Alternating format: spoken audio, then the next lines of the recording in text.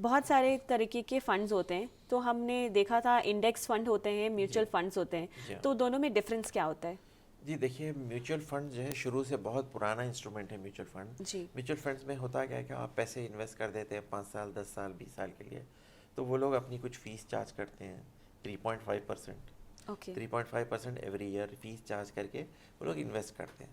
तो देखिए, बैंक अगर आप इंटरेस्ट देखते हैं तो आपको बैंक इंटरेस्ट मिल रहा है कितना, 6%। उसमें म्यूचुअल फंड कितना ले रहा है, 3.5%। बच रहा है क्या आपको, कुछ भी नहीं।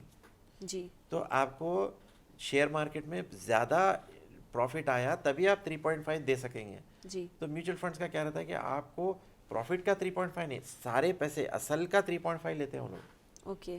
तो आपके अगर 1 करोड़ रुपये तो 3.5 लाख तो वो लोग खाली उनकी ट्रांजैक्शन फीस बोल के ले लेंगे। फीस। तो ओके। सडनली क्या हुआ है कि लोगों को ये रियलाइजेशन हुआ कि अगर मैं 10-20 साल के लिए इन्वेस्ट कर रहा हूँ तो 3.5%, 3.5 10 साल में 35% हो गया। जी।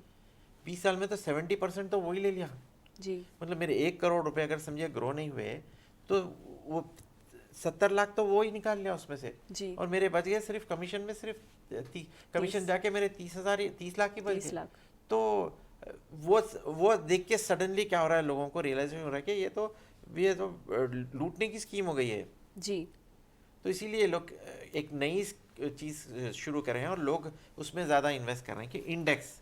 इंडेक्स मतलब म्यूचुअल फंड का कोई डिसीजन नहीं है, आपको बीएससी का इंडेक्स है, ओके। या जो है आपको एनएससी नेशनल स्टॉक एक्सचेंज है, जी। बॉम्बे स्टॉक एक्सचेंज बॉम्बे है। स्टॉक तो एक्सचेंज। नेशनल स्टॉक एक्सचेंज के 50 शेयर है, बीएससी 50 बोलते हैं, तो बीएससी 50 का इंडेक्स है। जी। तो ये इंडेक्स पूरा एज इट इज़ है। तो क्या होता है कि ये इंडेक्स में जितना वेटेज है, एचडीएफसी बैंक का समझिए एक परसेंटेज वेटेज है, जी। रिलायंस का एक परसेंटेज वेटेज है, तो वो परसेंटेज के हिसाब से ऑटोमेटिक कंप्यूटर खुद खरीद लेता है जी। और उतना ही परसेंटेज आपके पोर्टफोलियो मेंटेन करता है शेयर्स। जी। तो अगर स्टॉक मार्केट ओवरऑल पूरा स्टॉक मार्केट बढ़ रहा है तो आपके पैसे बढ़ेंगे, जी। पूरा स्टॉक मार्केट डाउन हो रहा है तो आपके पैसे डाउन होंगे। जी। ऐसा नहीं है कि स्टॉक मार्केट बढ़ रहा है आपका एक शेयर डाउन हो जा रहा है जी। जी।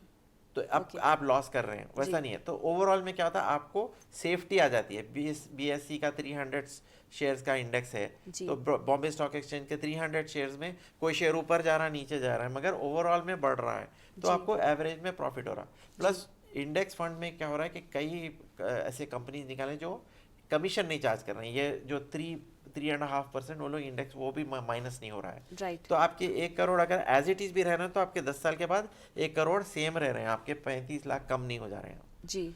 तो वो बहुत एडवांटेज हो रहा है। तो उसकी वजह से पूरे वर्ल्ड में इंडेक्स फंड की तरफ, इन्वेस्टिंग की तरफ बहुत ज़्यादा रुझान हो गया है।